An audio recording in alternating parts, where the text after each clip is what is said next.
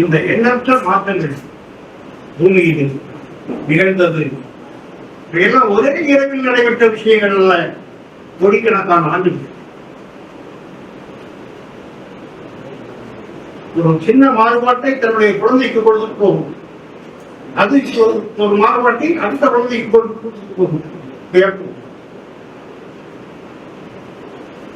அப்போ பிரிச்சிருந்தால் ஒரு பெருசு, பெரியவைதான் பெருசாக மாறும். நீங்க டிவியில பார்த்திருப்பீங்க, 18 அடி 20 அடி ராஜநாத் கிங் கோப்ரா வந்து படம் எடுத்தா எத்தனை நேரம் நீங்க ஒரே பொத்துல 100 பேரை கொரோனா விஷயத்தை பார்த்து, அது பெருசுன்னா சிறுசு எங்க இருக்கு? பார்த்திருக்கேன்னு தெரியாது. தாளங்காட்டுல போய் பார்த்தீங்கன்னா மாலை மடல்களுக்குள்ள சிவப்பா உள்ள நிலத்துல இங்கே கூட ஒரு நிலத்தா இருக்கு. சொல்லக்கூடாது. அந்த காலத்துல ராஜாக்கள் கொஞ்சம் போட்டி. அந்த காலத்துல பெரிய பூமாலை கட்டி இந்த பூமாகத்துக்கு திட்டி அதை பிள்ளை வச்சு ஒரு பெரிய பூவை மறைச்சி கொண்டு வந்து அண்ணன் அவர்களுக்கு இந்த பூமாலை வேண்டி கொடுத்தா போதும் பத்தி ராஜா வாங்கி பெரிய மாலைகள் கொண்டு வந்தா எவனும் தள்ளி விட்டுரும். மாலை எவ்வளவு போட்டாலும் உடனே கலந்து போட்டுரும். எனக்கு ஒரு மாலையை போடு, நான் ஆசையோட வாட்டர் மயங்கி இருந்தா கூட தோழர் தலைவருக்கு பொதுக்காது எடுத்துருவாரு.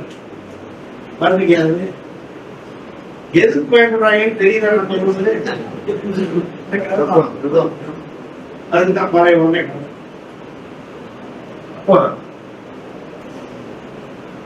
இந்த டார்வின் சொல்றாரு, இந்த பூமியில் தகுதியானவை வளர்ந்தன நிலைத்தன, தகுதியற்றவை மலிந்தன மறைந்தன. பிரம்மாண்டமான ராட்சச டைனோசார்கள் எல்லாம் அழிஞ்சது. ஏன் அழிஞ்சது? இயற்கையின் கோட்பாடு. இயற்கையின் நிலைக்கேற்ப, வாழ்நிலைக்கேற்ப, சூழ்நிலைக்கேற்ப தன்னுடைய வாழ்வை தகவமைத்துக் கொள்ளாத அனைத்தும் அழியும்.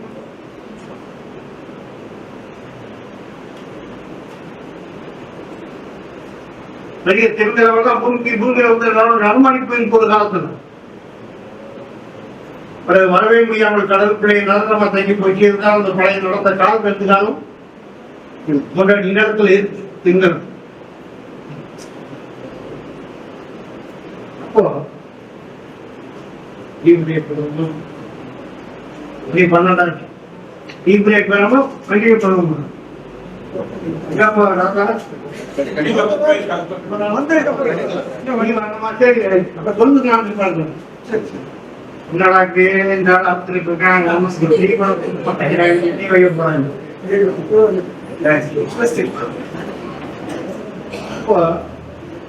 இந்த உயிரினங்களிலேயே அபூர்வமான ஒரு உயிரினத்தை பற்றி சொல்லும்போது உலகைத்தான் டார்வின் சொன்னார்.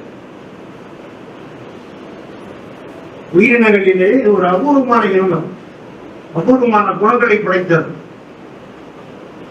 பெரிதும் பெரிதுமாக 400 வகையான குழந்தைகள் இந்த பூமியில் இருந்தது. டார்வின் ஆய்வு செய்த 19ஆம் நூற்றாண்டு.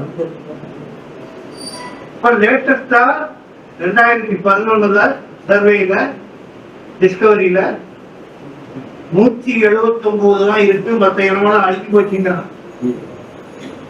எவ்வளவு வேகமா அடிக்க போகுதோ தெரியாது அப்படிங்கிற அந்த 400 வகையான குரங்குகள் 4 வகையான குரங்குகள் பால் இல்லாத குரங்குகள். அதுல என்று சொல்லக்கூடிய மனித குரங்குகள், சிம்பன்சி, குரங்குட்டான், கொரில்லா, 4 வகையான குரங்கு.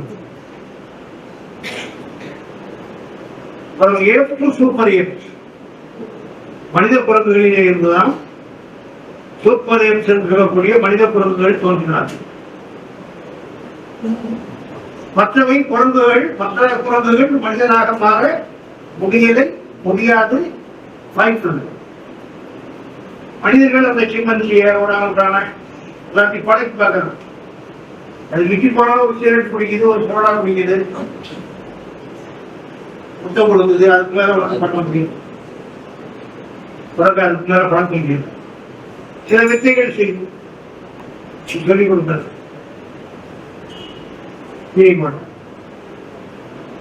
அப்போ இந்த மனித குரங்குகள் தான் பரிணாமத்தில் மனிதனாக உருமாறியது என்பதுதான் டார்வினுடைய சுயம். அதுல கூட நபார்க்கு என்ன சொல்றாங்க, 13 வகையான ஒற்றுமைகள் சொல்றாரு குரங்குக்கும் மனிதனுக்கும். எல்லா ஜீவராசிகளுக்கும் ஆண் பெண் சேர்க்கைக்கு ஒரு குறிப்பிட்ட பருவகாலம் இதற்கு கிடையாது. எல்லா காலமும் பருவகாலம்.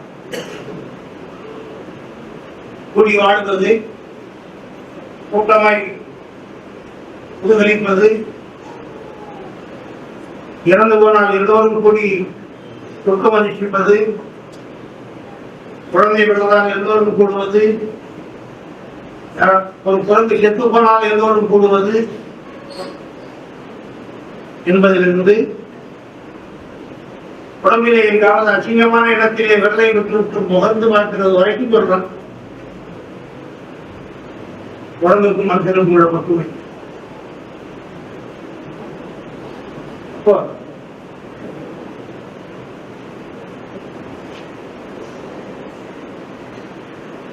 இதை பற்றி பொதுவான விஞ்ஞான வரையிலே என்றால் பூமி தோன்றி 2000 கோடி ஆண்டுகள், உயிர் தோன்றி 300 கோடி ஆண்டுகள், ஊர்வன பரப்பன தோன்றி 90 கோடி ஆண்டுகள்,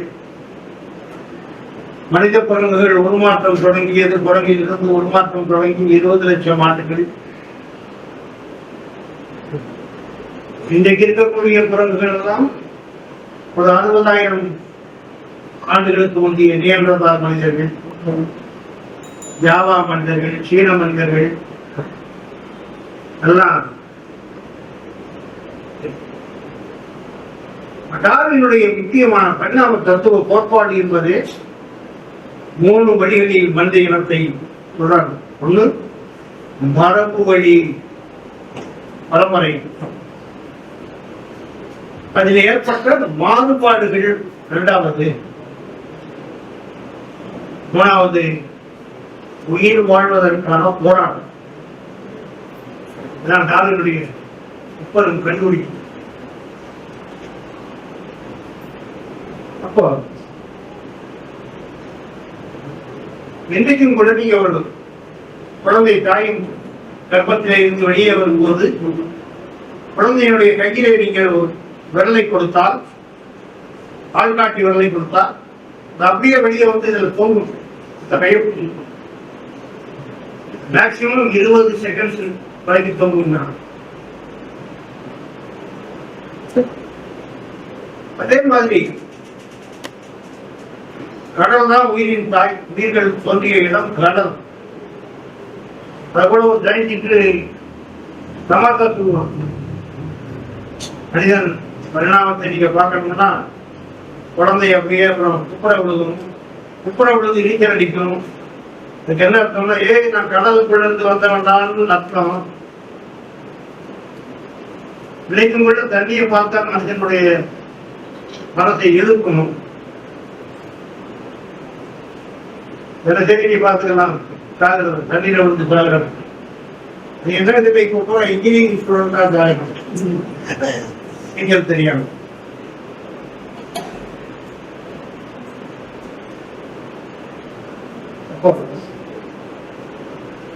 இதுல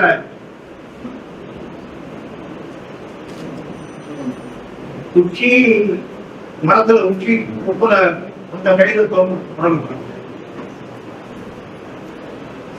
ஒரு மரக்காம்பு கைவெளியே ஒரு பெரிய நடுகு உலக கொஞ்சி தூக்க வரும். பார்த்துச்சுன்னா உயிர் காவத்து வருதுன்னா உடஞ்சு அந்த கிளையில குடிய விட்டுறது. அப்படியே வந்து போக்கில் வச்சுருக்கோம். இது மனிதனுக்கும் குரங்குக்கும் இன்னைக்கு வரைக்கும்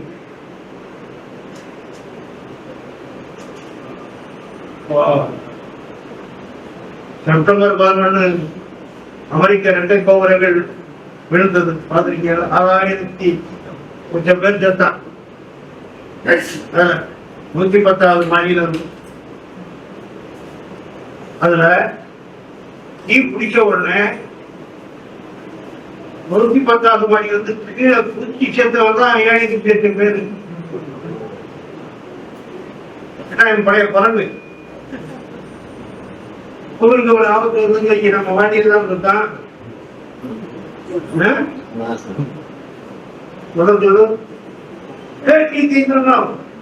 ஒழுங்கா பணியில் அடிக்க போவாங்க, குதிக்கிறதுக்கு தான் வழிந்தோம். கையொழுந்தி காலி ஏன்னா அதுதான் உன் பரம்பரை. பிரச்சனை ஓமர தப்பு இல்லை. பெரிய பெரிய பெரிய புரட்சிக்காரியம் உட்கார்ந்து ஐயோ பாம்பு பாம்பு பாம்புன்னு சொல்றது கூட்டம் என்ன ஆகுதுன்னு பாருங்க.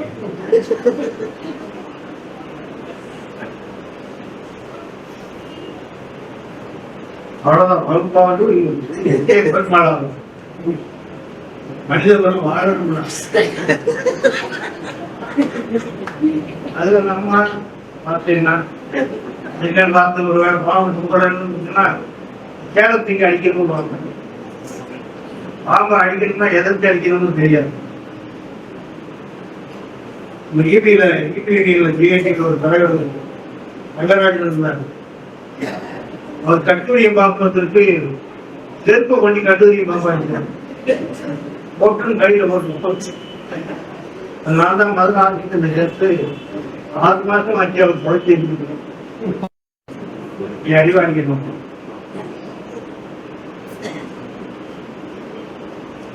அதுவே என்ன சொல்றாங்கன்னா பாம்பு ஓடி போறது முக்கியத்தனமான முறை என்னன்னு கேட்டா பாம்பு உயிரோட கையில பிடிக்கணும். ஜெயங்கீட்டுல நான் வீட்டுக்கு மாசியத்தின் கிராமத்துல நாங்க விருந்தாளியா போனோம். அந்த கிடைச்செயலா கட்சி கிடைச்செயலாளர் வீட்டுக்கு போனோம். திடீர்னு வந்து அப்படின்னு சூரியகாந்தி விதைய வறுத்து கொடுத்து உருக்கி சாப்பிட்டு சொன்னான். அதுக்குள்ள அவன் மகன் இந்தியாவிலிருந்து வந்துட்டாங்க, நீ என்ன விரும்புங்க நிறைய கொடுத்து ஏமாத்துற இந்த வாழன் சும்மா எங்கேயும் போயிடாத இடத்துக்கு போறான். எந்த வயிற்றுக்குள்ள போறான். ஒவ்வொரு 1/2 மணி நேரத்தில் 2 பாவம் கையில் கொடுத்துட்டாங்க. தலையை அப்படியே வெட்டி முடிச்சு போட்டு வண்டி கை போட்டு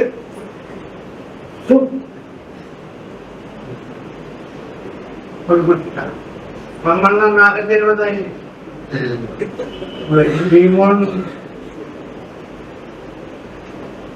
அப்போ இது மனிதனுக்கும் குரங்குக்கும் இடையே இருக்கக்கூடிய ஒற்றுமை. மரம் விட்டு மரம், கிளை விட்டு கிளை தாவி 4 கால்களால் குரங்கின் பயணம் நீண்டு ஒரு கட்டத்தில் மாற்றியது.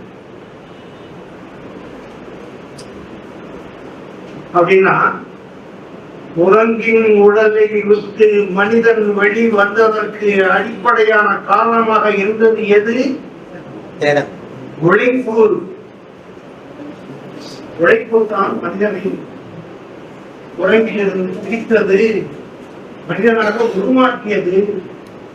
லேபர், உழைப்பு, உழைப்பு.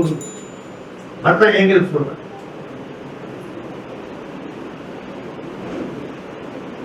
அப்போ இதுதான் முன்கால்கள் 2 கைகளாக மாறிய உழைப்பின் பாத்திரம் என்பது. அப்புறம் மரங்களிலும் காய்கறிகள் கிடைக்காத போது, பூமியிலும் வேர்களும் கிழங்குகளும் கிடைக்காத போது மற்ற ஜீவராசிகளைப் போல குரங்கும் வேட்டையாடி வாழ வேண்டிய நிர்பந்தத்திற்கு வரும்.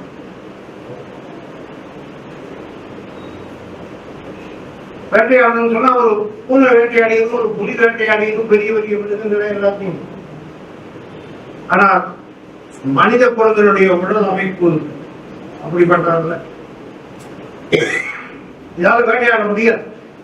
இப்போ வேட்டையாடுறதுக்கு என்ன வேணும்? கருவி வேண்டும். கருவி இல்லாமல் மனித குரங்குகளால் வேட்டையாட முடியாது. அப்போ இது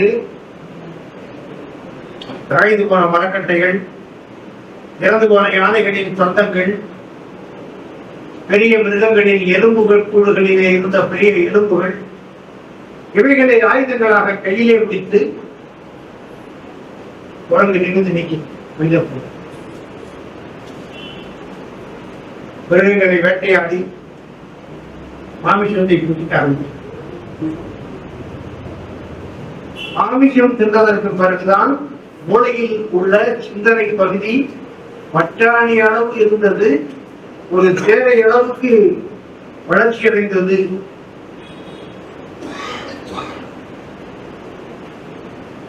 பல எங்கள் செல்வன 2 புத்தகங்கள் மனித குரங்கிலிருந்து மனிதனாக மாறியதில் உழைக்கும் பாத்திரம், குரங்கிலிருந்து மனிதன் தோன்றிய வரலாற்று புத்தகம், சின்ன சின்ன புத்தகம் படி. அந்த மாமிச உணவால் தான் மூளை வளர்ச்சி என்பது ஏற்படுகிறது. இந்த உலகத்திலே எவனாவது தன்னை நான் விரைவு செய்வேன் என்று சொல்லி சொன்னால் அவரை போல ஏமாற்றுக்காரும் எதுவும் கிடையாது. எல்லாரும் மாமிசத்தை கொண்டு வந்தார். இந்த ஆதி மனிதர்கள் குரல் என்பது இருந்தாலும் தங்களுக்குள் கருத்து பரிமாற்றங்களை கைகை மொழியிலே தான் பரிமாறிக்கின்றனர். பிறவி ஓமைகள் சோழர்கள் பேசுகிறார்கள் சமாளிப்பான். கைகை தான் முதல் மொழி. அதற்கு பிறகுதான் சொற்கள் வருது, வாக்கியங்கள் வருது, மொழி வருது. இது எப்ப வருதுன்னு அப்புறம் சொல்றேன்.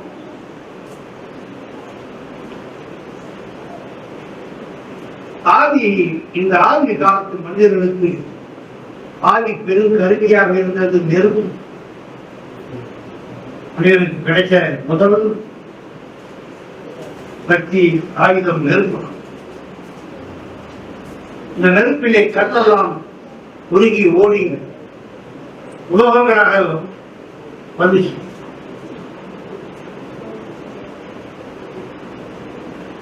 மனிதர்கள் கொஞ்சம் கொஞ்சமாக கூடி குளங்களாக வாழ ஆரம்பித்தார்கள். ஒவ்வொரு ஒரு குளம், அது ஒரு மலை குகையில் இருக்கும் இல்லையா? பெரிய மரத்தின் பொந்துக்குள்ள இருக்கும். மரம் பொந்துக்குள்ள 10 பேருக்குள்ள கொஞ்சம் குடும்பம் இருக்க முடியுமான்னு நினைக்கிறியா? இருந்தது. இன்னைக்கு அமெரிக்காவில் அந்த இடம் பேர் கலிபோர்னியாவா இருந்தது. பெரிய மரம் இருக்கு, அதுக்குள்ள காலம் போகும். கூட்டுல மரம் ரொம்ப பெரிய காரணம் வந்து போயிட்டு பெரிய பெரிய காரணம் அவ்வளவு கேட்கணும். அப்படிப்பட்ட பெருமரங்கள் இருந்தது, மரப்புகைகள் இருந்தது. அதுதான் மனிதர்கள் வாழ்ந்தார்கள். அப்படித்தான் மனிதர்கள் பரிணமிச்சாங்க. இதுல 10 நிமிஷம் டீ பிரேக். யாரும் பயந்து ஓடிடாம கதவை போட்டீங்க. டீ குடிச்சது ஆயுத முன்கின்கள் காற்றின் ஒன்றோடு உதவினால் லட்சுமிக்கு பாதைகள் உண்டு ஒன்றோடு உதவினால் தீப்பொறி பிடிக்கிறது. இது பொறியும் பெருநெருப்பாய் மாறும். காடே தீப்பற்றி எரியும். நினைக்க முடியாது. காடை வந்து போயிட்டு நெருப்பிலே மிருகங்களும் பறவைகளும் சிக்குவதை போல் மனிதர்களும் சிக்குவார்கள், அவர்களும் அழிவார்கள்.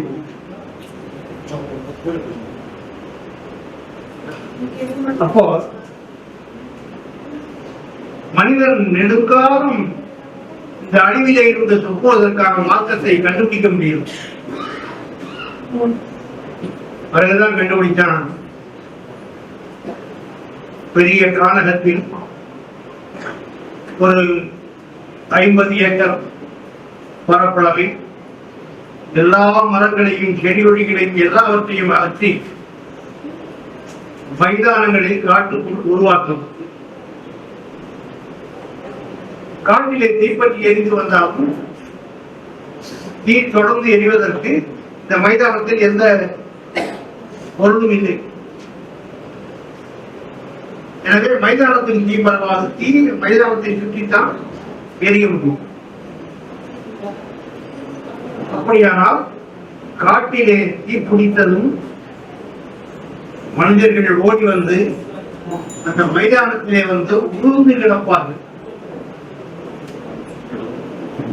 ஏன் ஊர்ந்து படுத்து கிடக்கிறான்? நெருங்கிட்டு சுத்தி அமர்த்தாங்க. அதனால ஊர்ந்து கிடக்கும். அப்படி ஊர்ந்து கிடந்தவர்கள் எல்லாம் பிற்காலத்தில் ஊர்களாக மாறின. எங்கூர் ஒவ்வொரு எல்லா ஊரும்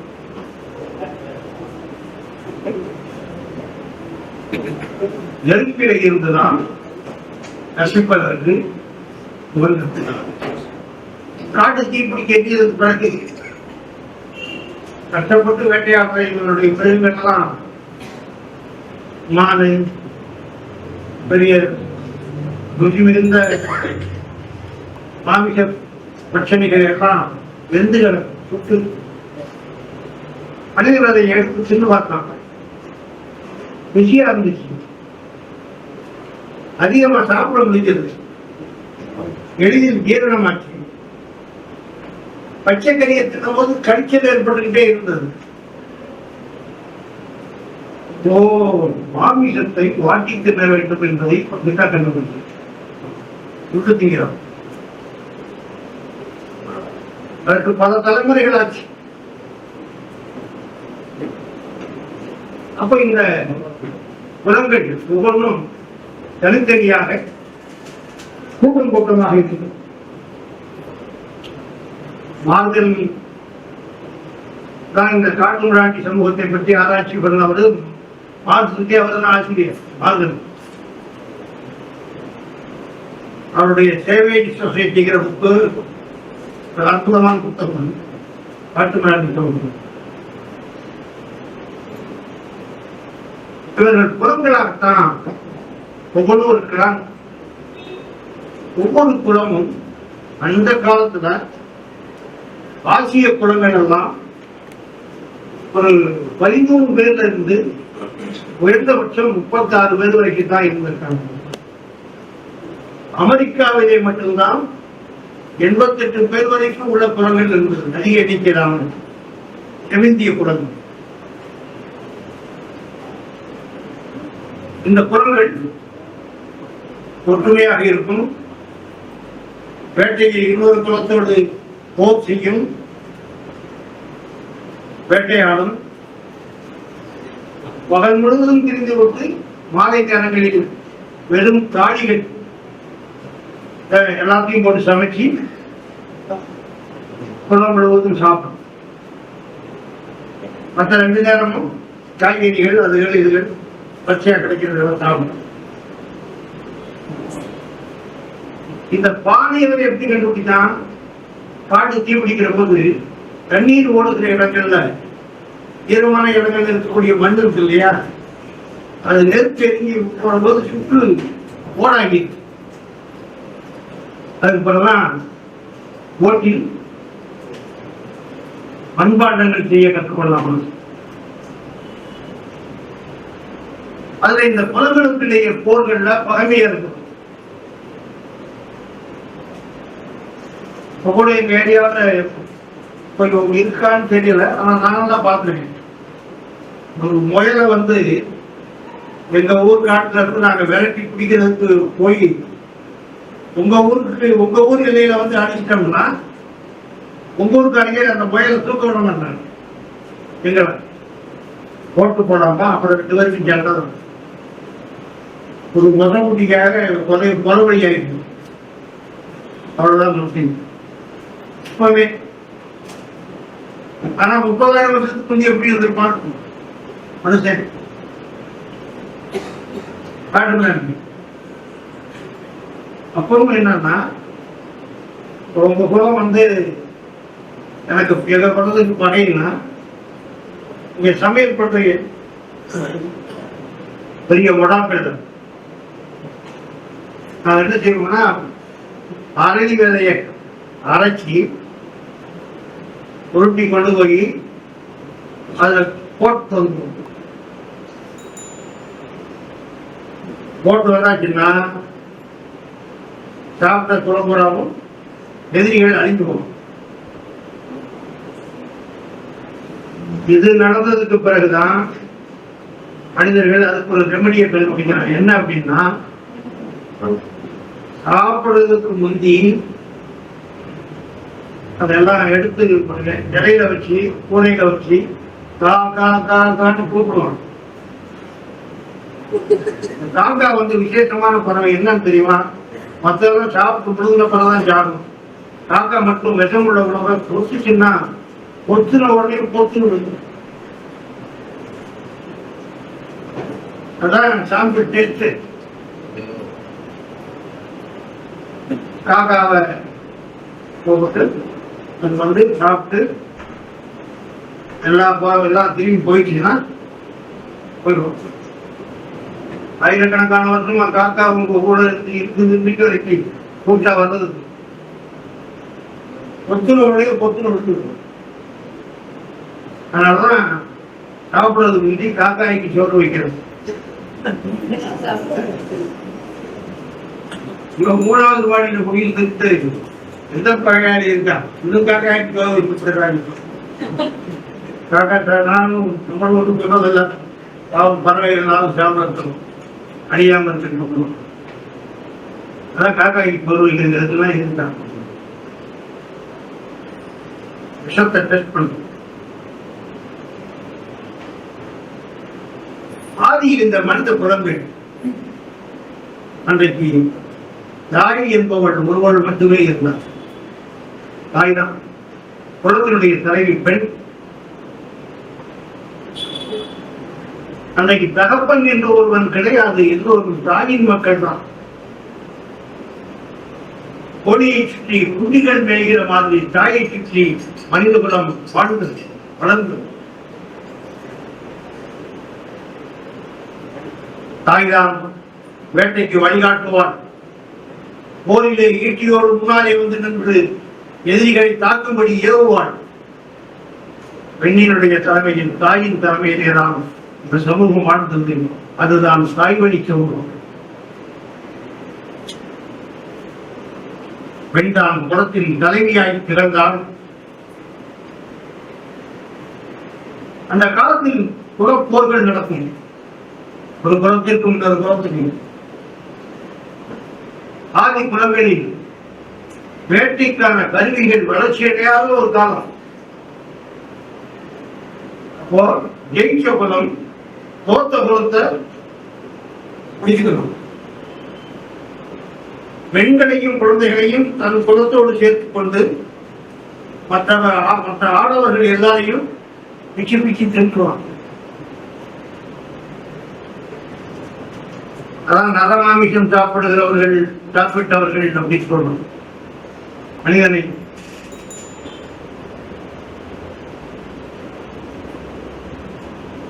மனுஷன் நான் தின்னு பார்த்தது இல்லை. அவன் குரங்கு கறியெல்லாம் தின்றுருக்கேன்.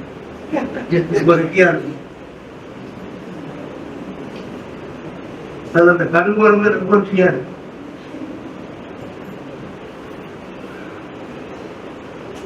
அதுதான் தனி பாக்கி சொல்லணும். படிச்சிருப்பீங்க. நரமாமிஷ பட்சணி நரமாமிஷத்துக்கு தின்றவர் அப்படி இருந்தாங்க.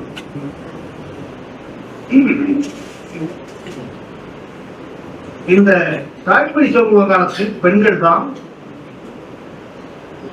2 புதிய கண்டுபிடிப்புகளை நிகழ்த்தினார். ஒன்று, ஆண்கள் வேட்டைக்கு போயிட்டு இவங்க உங்களோட தொகையை வேண்டு பண்றது எல்லாம் பண்ணுவாங்க. இவங்கதான் பருவ காலத்தில் விதைகள் முளைச்சி செடியாகிறது, காய்க்கிறது, பயிர்கள் கதிராகிறது, தானியங்கள் விளைகிறது, இதெல்லாம் இவங்க தான் பார்க்கணும். பெண்கள் தான் கண்டுபிடிக்கிறாங்க. விதை போட்டு தானியங்களை உற்பத்தி செய்கிற கலையை அவங்க தான் கண்டுபிடிக்கிறாங்க. அதே மாதிரி அவங்கதான் காட்டுல எளிதில் மேய்கிற ஆட்டுக்குட்டிகள், மாட்டின் கன்றுகளை எல்லாம் பிடிச்சி பொறிக்க வாசல கட்டி போட்டு வளர்க்கிறாங்க.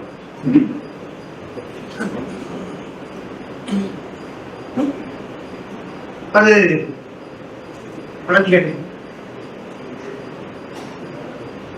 இந்த விதை போட்டு சாகுபடி செய்யக்கூடிய விவசாயத்தை பெண்கள் கண்டுபிடிக்கிற போதுதான்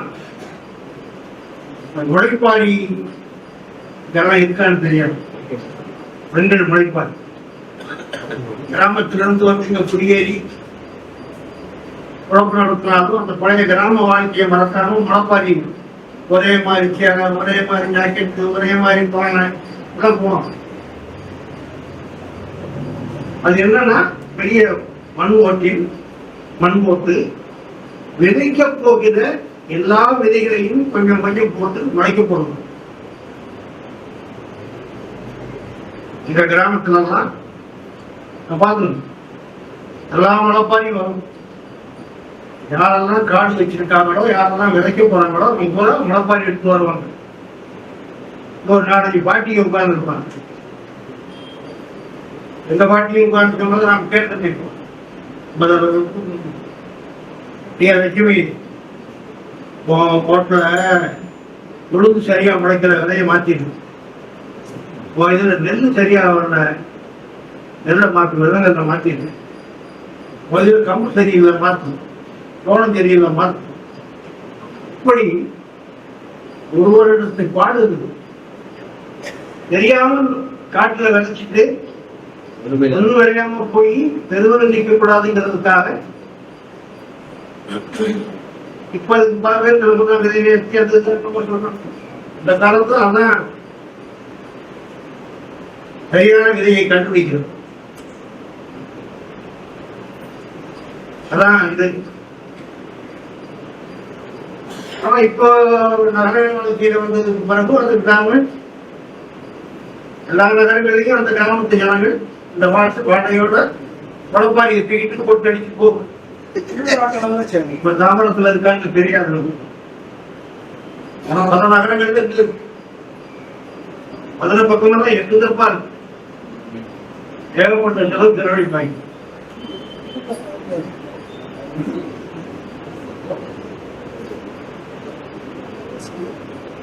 அம்மாளுக்கு அதெல்லாம் எதுக்கு செய்யறான்னு தெரியாது.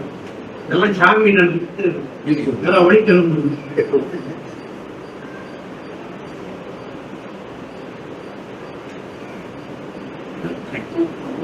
அந்த காலத்தில் அதான் சொன்னேன், வென்ற குலம் தோற்ற குலத்தை என்பது.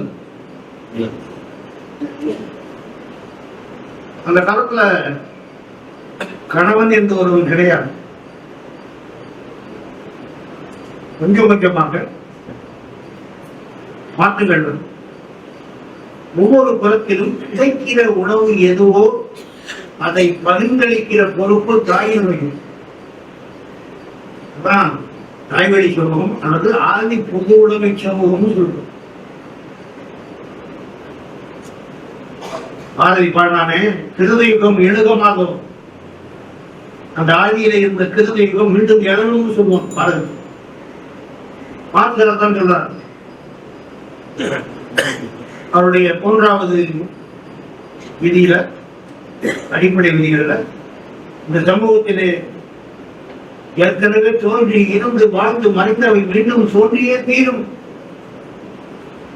ஆதி பொருளுடைமைத்துவமும் அழிந்தது, அடிமைத்துவமும் நிலப்பரவத்துவமும் முதலாளித்துவமும் வந்தது. மீண்டும் அந்த பொதுவுடைமை வந்து மீண்டும் மாற்றி மூன்றாவது இந்திய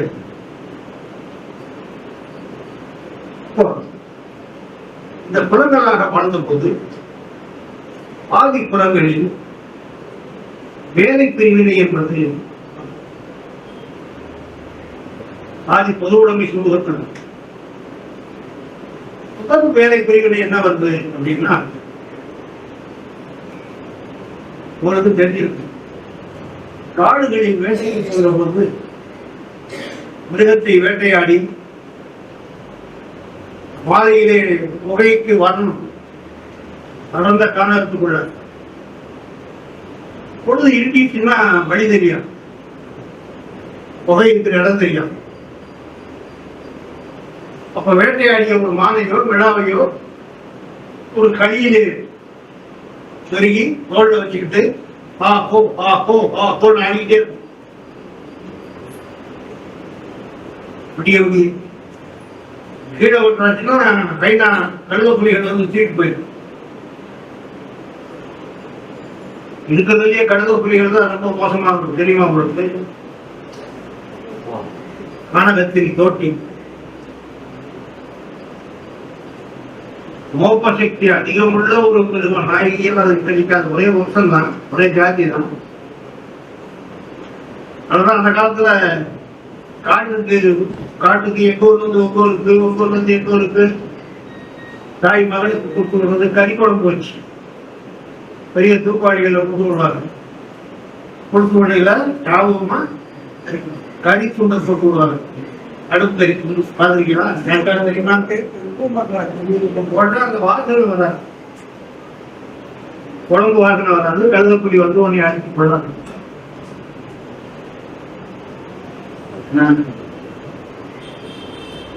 அப்போ மீண்டும் பொழுது ஏற்றி விட்டாலும் புகைக்கு வந்து சேரணும். என்ன வழி? ஒரே புறத்தில் ஒரு முதல் வேலை பிரிவில் என்ன வருதுன்னா, இறந்து போன மிருகங்களின் போரினால் பெரும் பகை செய்து புகைவாசலிலே இருக்கக்கூடிய உயர்ந்த மரத்தின் உச்சியிலே உட்கார்ந்து மாலை நேரத்தில் இடைவிடாமல் அந்த பறை முழங்கிக் கொண்டே இருக்கும். வேட்டைக்கு போன குளம் புகைக்கு மீண்டும் திரும்பி வருகிற வரைக்கும் அடிச்சுக்கிட்டே இருக்கும். பறை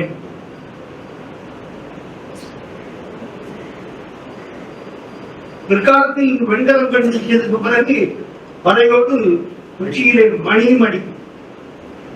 வெண்கலம் மணியும் அதான் பிற்காலத்துல முரசும் மணியுமாகி கனத்தலைவன் இறந்து அந்த இடத்தில் அதான் கோயில்.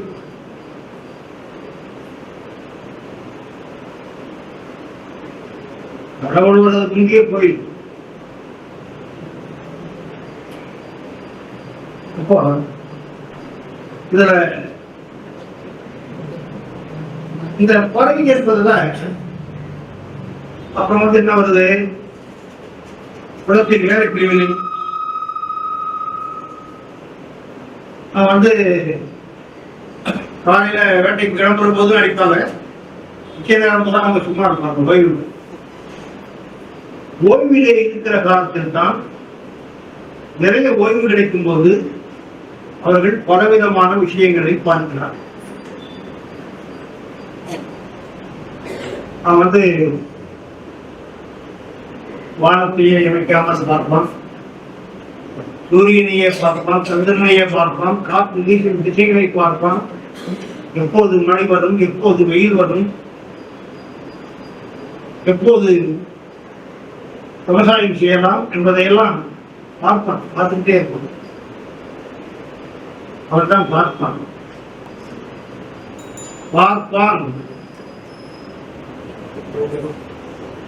பார்ப்பான்னு சொன்னா இப்ப இருக்கக்கூடிய பிராமணன் அல்ல அப்படின்னு தெளிவா இருக்கு.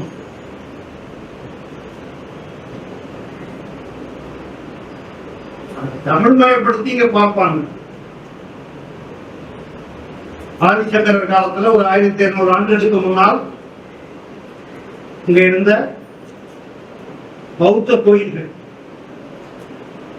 சமண பள்ளிகள், இவைகளை பூராவும் வைதிக பிராமணிய மதத்தின் கோயில்களாக உருவாக்கினார்.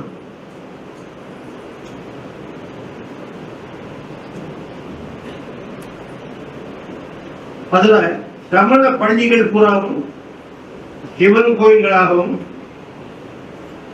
பௌத்த விகாரைகள் எல்லாம் வைஷ்ணவ கோயில்களாகவும் மாற்றப்பட்டது. காஞ்சி வரதராஜ பெருமாள் கோயிலிருந்து திருப்பதி விநாயகர் வரைக்கும் மிகப்பெரிய பௌத்த கோயில்கள். புத்தருடைய அனந்த சயன சிலை தான் பெருமாளுடைய பள்ளி கொண்ட பெருமாள் ஆக்குவான். புத்தருடைய கடவுளே இல்லைன்னு சொல்ல புத்தனை நாமத்தை போட்டி பள்ளி கொண்ட பெருமாள்.